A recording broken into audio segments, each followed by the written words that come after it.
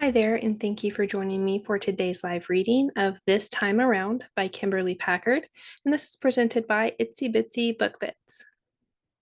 Chapter 1. There is a special place in heaven for women who juggle it all: successful career, loving, harmonious marriage, well-adjusted children who don't require an armada of pills to make it through the day, and never forgetting a PTA meeting or snack duty. It's my goal in life to make it to this heavenly retreat. I can almost see it now, quiet and serene as a spa. Hushed music, always flowing champagne, the softest bathrobe, bookshelves filled with an eternity's worth of romance novels. However, I won't be lounging on a chair having my feet rubbed by a handsome, muscled masseuse who is also an incredible listener.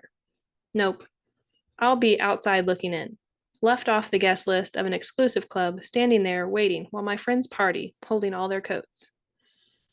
Josie, are you even listening to me? The sardonic tone of my 15-year-old daughter, Aubrey, told me I'd zoned out at a crucial moment.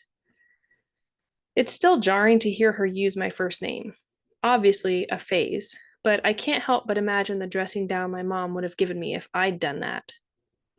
Yeah, you were saying I don't even finish my verbal tap dance.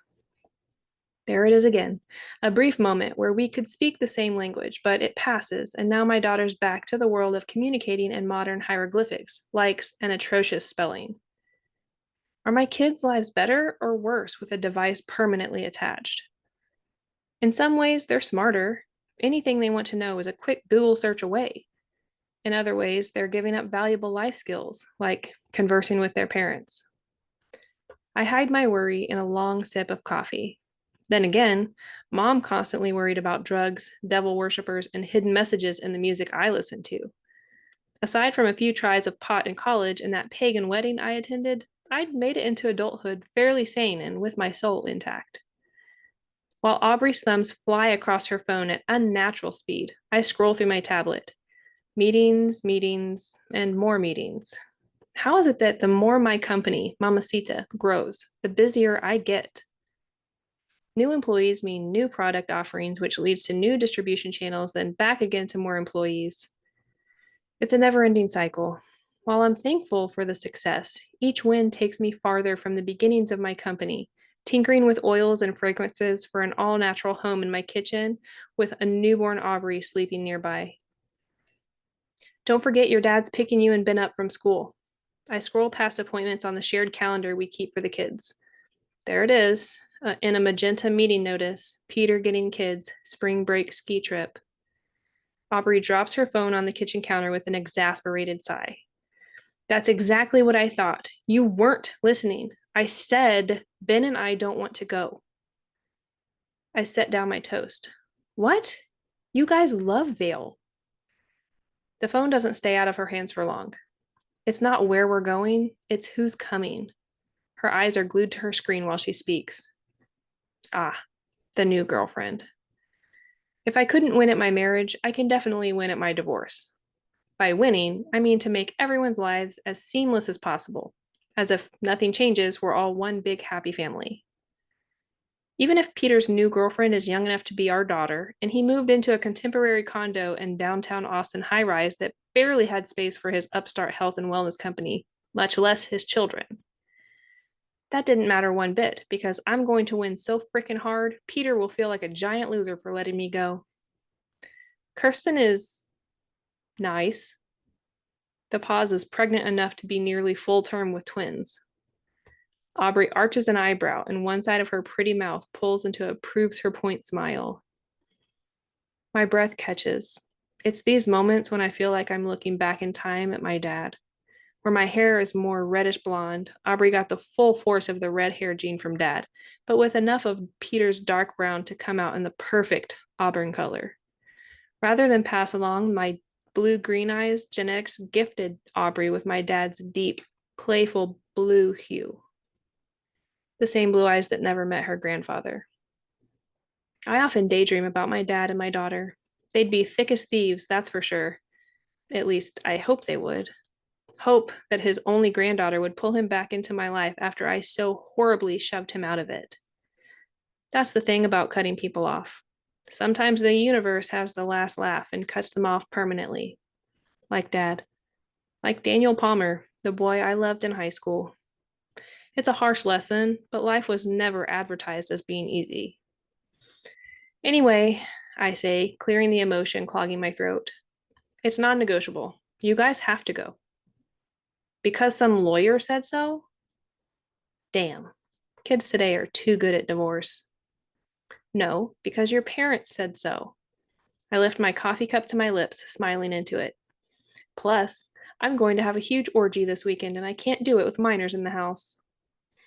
Aubrey appropriately rolls her eyes. If Dad can have a bendy 23-year-old girlfriend, why can't you have a boy toy?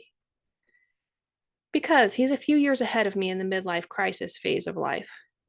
I lean on my elbows. The classic, we're going to have a talk pose. Aubrey, trust me on this one. There will be a day when you wished you'd put up with Kirsten and whoever comes after her, and after her. She tugs on a strand of my hair. I do the same on Aubrey's beautiful red locks. A secret gesture we'd started when Aubrey could still barely speak. A way to show my shy little girl who just wanted to hide behind her mom that everything would be okay. What I wouldn't give to go back in time, to hold Aubrey in my arms one more time. A perfect baby who wanted nothing but her mom. I was so busy simply keeping her alive that I didn't spend enough time just reveling in this tiny human Peter and I made. That was the thing we'd succeeded at, making two perfect children, individuals yet pieces of each of us. It's hard to call our marriage a failure when we look at it that way. Ben stumbles into the kitchen, his dark blonde hair rumpled, eyes half open behind his glasses. Without a word, my 12-year-old pulls a coffee mug from the tree and fills it to the top with black coffee. Since when do you let Ben drink coffee? Aubrey says with an accusatory huff. Since never. I turn in my bar stool. Ahem. Rough night? He tumbles into the stool next to his sister, one hand holding his head up while the other brings the cup to his lips. I got like 2 hours of sleep. Is he having nightmares again? There was a spell when he had dreams so terrifying. Instead of consulting a child psychologist, I'd thought about calling an exorcist. I had to rewrite the algorithm. I realized it had a fatal flaw that would have made the whole app crash, Ben says before I can vocalize my concerns. Where Aubrey came out as a baby and grew into her ornery teenage self, Ben came out as a little adult. The way my cervix felt after he was born, he even came with a laptop in hand. All right, you two, get dressed and bring your bags down. I'll drop them off at your dad's on my way to the office. Ben levels a serious stare. Are you sure you're going to be okay without us?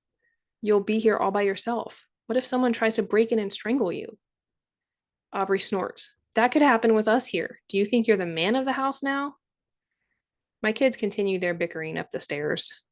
I grab my coffee cup and stare out the back window at the sun rising over Austin. We bought this house in the hills of West Austin after Peter's tech company was bought out.